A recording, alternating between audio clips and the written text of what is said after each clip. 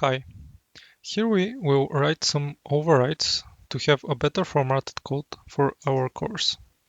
I will shift a bit from the Google style on some places. We already saw this Clang format file.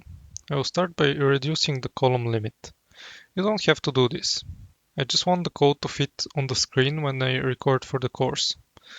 Additionally, we want to set some styles, like we want to always have a new line when we open up a bracket, and only allow single line blocks if they're empty.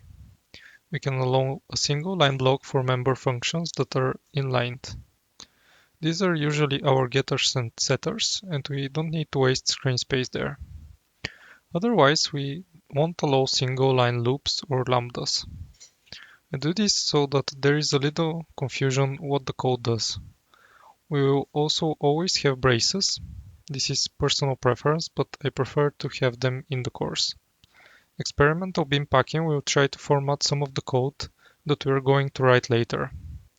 And we don't want our includes to be automatically sorted. These are very small deviations from the Google style guide and are mostly for clarity throughout the course. If Visual Studio gives you an error for any of them, just delete the line.